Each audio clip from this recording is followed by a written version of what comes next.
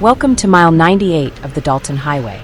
You have driven deep into the Alaskan interior, far beyond the comforts of the city, leaving the spruce forests behind to reach this high, wind-scoured plateau. Step out of your vehicle and let your boots crunch against the gravel. Look out over the vast, rolling expanse of the tundra, and then look up. Rising out of this seemingly endless, flat landscape is a massive, unmistakable pinnacle of stone. This is Finger Mountain. It points a silent, weathered digit toward the sky, a solitary giant keeping watch over the interior. Take a deep, slow breath of this air. You are breathing in the absolute purity of the Arctic edge. It is sharp, it is cold, and it smells of wild muskeg and ancient ice. Let the profound silence of this place wash over you before we take our first steps. Go ahead and start walking away from the parking area, following the subtle, braided paths that weave toward the base of the rock. As you walk, I want you to pay close attention to the ground beneath your feet. You are not walking on normal soil. You are walking on a living, breathing, and highly fragile mat of alpine tundra. Notice how spongy it feels, almost like walking on a thick, uneven mattress. This ground is a complex ecosystem made up of lichens, mosses, crowberry, and dwarf birch. In the summer, it explodes in vibrant shades of green and rust, soaking up the endless daylight.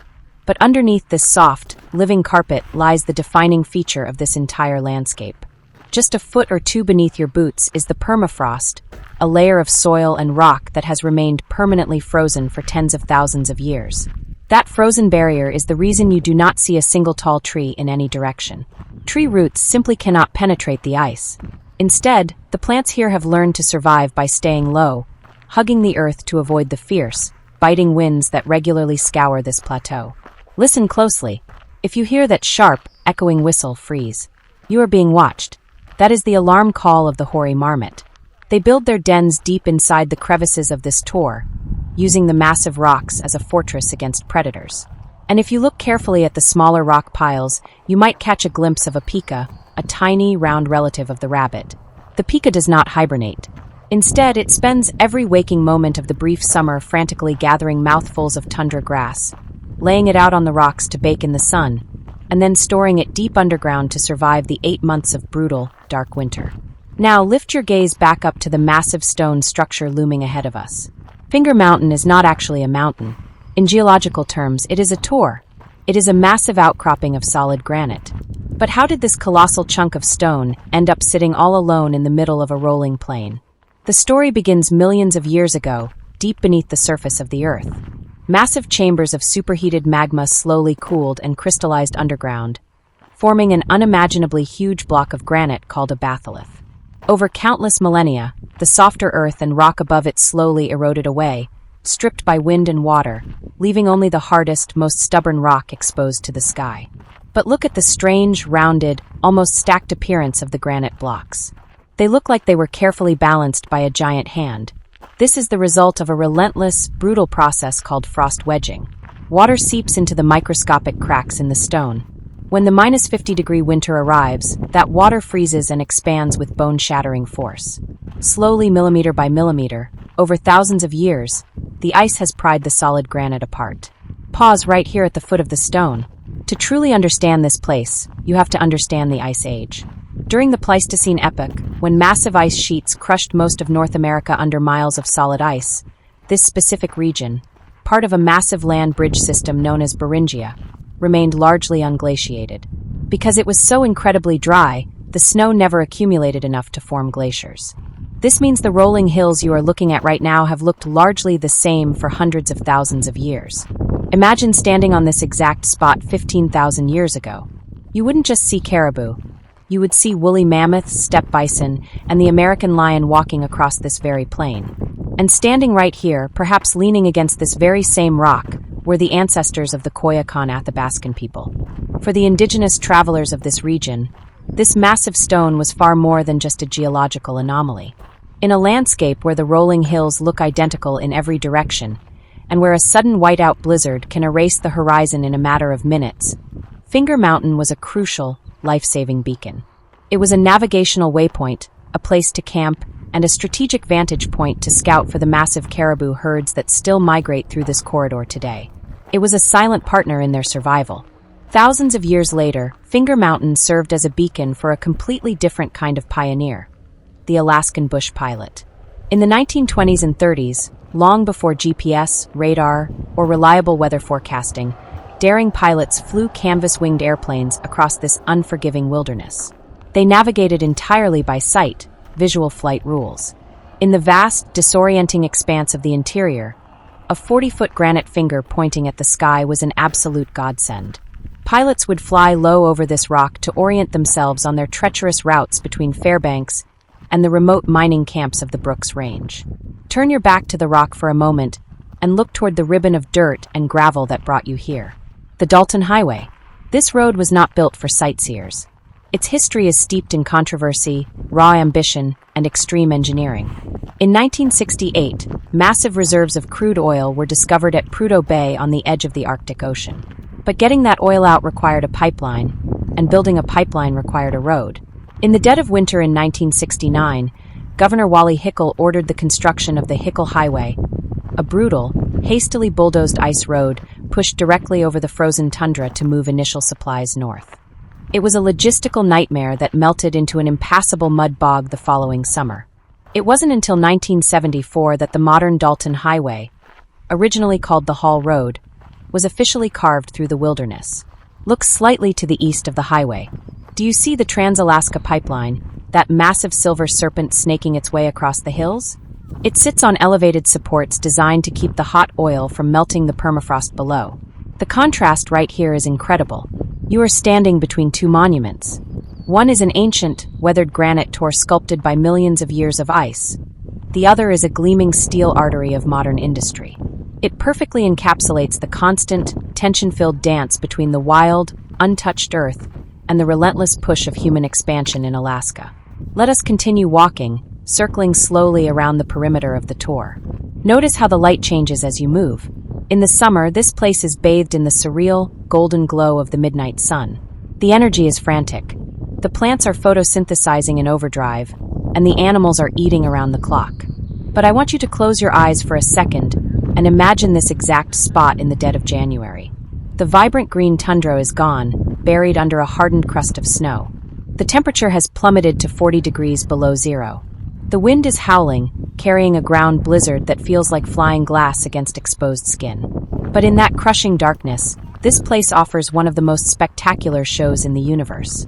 Hundreds of miles away from any city lights, the aurora borealis dances across the sky with terrifying brilliance, reflecting off the snow and illuminating Finger Mountain in a ghostly, unearthly light. As we slowly make our way back toward the parking area, I want you to take your time. Do not rush to get back behind the wheel.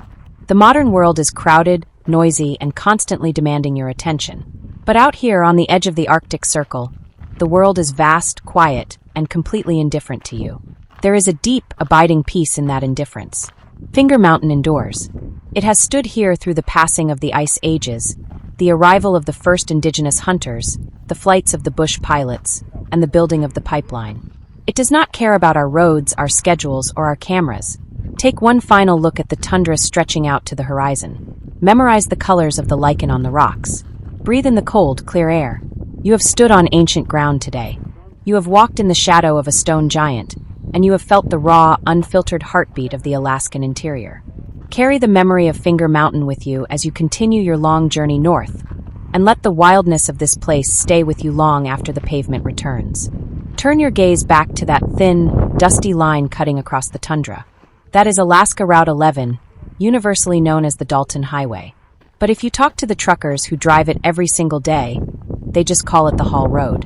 Standing here at Finger Mountain, watching a massive 18-wheeler kick up a mile-long plume of dust as it grinds its way north, you are looking at one of the most isolated, extreme, and dangerous stretches of road anywhere on the planet. This road was never meant for tourists. It was never meant for sightseeing. It was born out of absolute frantic necessity. In 1968, the largest oil field in North America was discovered at Prudhoe Bay, sitting right on the frozen edge of the Arctic Ocean. But finding the oil was only half the battle. They had to figure out how to transport billions of barrels of crude oil across 800 miles of some of the most unforgiving, brutal wilderness on Earth down to the ice-free port of Valdez.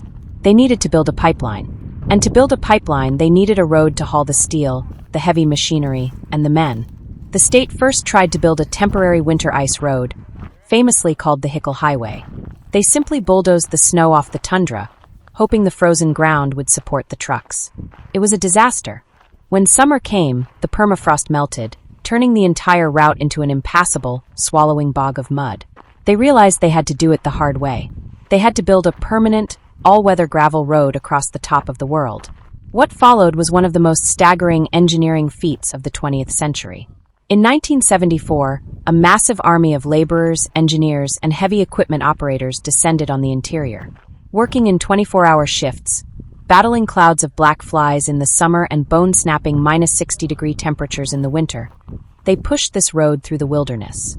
They moved 32 million cubic yards of gravel. They built the first and only bridge to ever cross the mighty Yukon River in Alaska. And they completed all 414 miles of the Dalton Highway in just 5 months. It is an almost incomprehensible achievement. But just because the road was built does not mean the wilderness was conquered. The Dalton Highway is in a constant, violent state of war with the earth beneath it. Because it is built entirely over permafrost, the ground is constantly shifting, freezing, heaving, and thawing. This creates massive, unpredictable ripples in the road known as frost heaves, which can launch a speeding truck right off the ground. In the summer, the road is heavily coated in calcium chloride to keep the blinding dust down, which turns the surface into a slick, greasy mud the moment it rains. In the winter, it is a sheer sheet of ice, blasted by whiteout ground blizzards where the wind chill can freeze exposed human flesh in less than a minute. If you decide to drive this road, you are entirely on your own. From the moment you leave the Elliott Highway until you reach the industrial camp of Deadhorse at the Arctic Ocean, there are exactly 3 places with any kind of human population. The tiny Yukon River camp, the truck stop at Coldfoot, and the microscopic settlement of Wiseman. There is no cell phone service. There are no medical facilities. Between Coldfoot and Deadhorse, there is a stretch of 240 miles without a single gas station, restaurant, or mechanic. If you break down out here, you are at the absolute mercy of the elements and the kindness of passing truckers. And those truckers are the undisputed kings of this road. They drive massive, custom-built heavy haulers, carrying everything from massive pipes and drill rigs to modular buildings and groceries to supply the oil fields. They communicate constantly on CB radios, calling out their mile markers, warning each other of avalanches, wandering caribou, or slick spots. There is an absolute unwritten law of the haul road. Big trucks always have the right of way. If you are in a smaller vehicle and you see a massive cloud of dust rolling toward you, you slow down, pull as far over to the right as you safely can, and let them pass. Their windshields are completely reinforced, but the flying, fist-sized gravel kicked up by their massive tires will shatter a standard car windshield in an instant. As you watch that highway stretch out over the rolling hills and disappear into the horizon, think about what it represents. It is a 400-mile scar of human ambition scratched into the surface of a primal wilderness. It is a lifeline of fuel that powers the modern world, maintained by some of the toughest, most resilient drivers on Earth. It is terrifying, it is beautiful, and it is completely unforgiving. Take one last look at that dusty ribbon of gravel. It is the ultimate road to nowhere, and it is one of the last true adventures left on the North American continent. But as you stand here watching that dust settle, there is another, much more immediate reality of the Dalton Highway in the summer that you are probably feeling right now. It is the one thing that truly rules this landscape, and it is not the trucks, the bears, or the weather. It is the bugs. If you have been standing outside your vehicle for more than a few minutes, you have likely already been introduced to the legendary Alaskan mosquito. Locals jokingly call them the unofficial state bird, and for good reason. They are massive, they are slow, and they are absolutely relentless. To understand why the bugs are so apocalyptic up here, you have to look back down at your feet, back to the permafrost. When the brief, intense summer arrives, the top few inches of the tundra thaw out. But because the ground beneath that remains frozen solid, the melting snow and summer rain have absolutely nowhere to drain. The entire interior of Alaska essentially becomes millions of square miles of shallow, stagnant, warm puddles sitting on top of a block of ice. It is the single most perfect mosquito breeding habitat on planet Earth. In June and July, the air can literally hum with them. They rise out of the tundra in dark, shifting clouds. If the wind dies down, the swarm will find you instantly. And it is not just mosquitoes. There are black flies that will take actual chunks out of your skin, and tiny invisible biting gnats called no-see-umps that crawl right through the mesh of a standard bug net. This buzzing menace completely dictates the movement of life out here. Those massive herds of caribou we talked about, they do not migrate to the high, wind-scoured ridges of places like Finger Mountain just for the view. They climb up here seeking the harsh winds specifically to blow the suffocating swarms of mosquitoes away from their faces. Without a breeze, a caribou can literally be driven to exhaustion and madness by the sheer volume of biting insects. If you forgot your heavy-duty bug spray or a head net, do not feel bad about retreating to the safety of your truck. Out here, the insect is the undisputed apex predator. But if you can tolerate the swarm, or if you are lucky enough to be standing here when a stiff Arctic breeze sweeps the air clean, I want you to turn your attention away from the ground and look up at the sky. If you are making this drive in late June, right around the summer solstice, you are about to experience one of the most surreal, mind-altering phenomenons on the planet. We are sitting at mile 98. The official Arctic Circle is just 17 miles up the road at mile 115. Because we are perched so high on the northern curve of the globe, the concept of night completely ceases to exist. Welcome to the empire of the midnight sun. In June, the sun does not set. It traces a massive, low, elliptical circle across the sky. As the evening approaches, the sun begins to dip toward the northern horizon. The light turns thick, golden, and incredibly cinematic. The shadows cast by Finger Mountain stretch out for hundreds of yards across the tundra. In any normal place, you would expect the sun to finally drop below the horizon and the stars to come out. But here, the sun simply refuses to leave.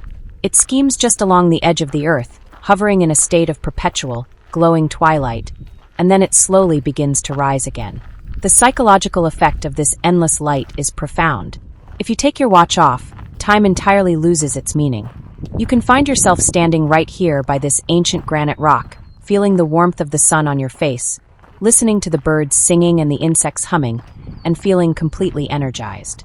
And then you look at your dashboard clock and realize it is 3:30 in the morning. Your brain cannot process it.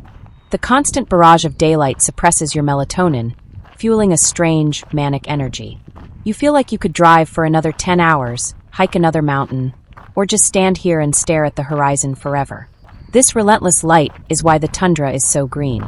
The dwarf birch, the lichen, and the lowbush cranberries are locked in a desperate race against time. They have only a few short months to grow, flower, and reproduce before the killing frosts return in August. So they simply do not sleep. They photosynthesize 24 hours a day, fueled by this unbroken, glorious sunshine. Standing here at Finger Mountain in June is a masterclass in extremes. You are battling prehistoric clouds of mosquitoes rising from the frozen earth, while simultaneously bathing in the surreal, golden light of a sun that never sleeps. It is harsh, it is beautiful, it is entirely disorienting, and it is a feeling you will absolutely never forget. Take one last look at that brilliant, endless sky, brush the mosquitoes off your jacket, and let us get back on the road. The Arctic Circle is waiting just over the next ridge.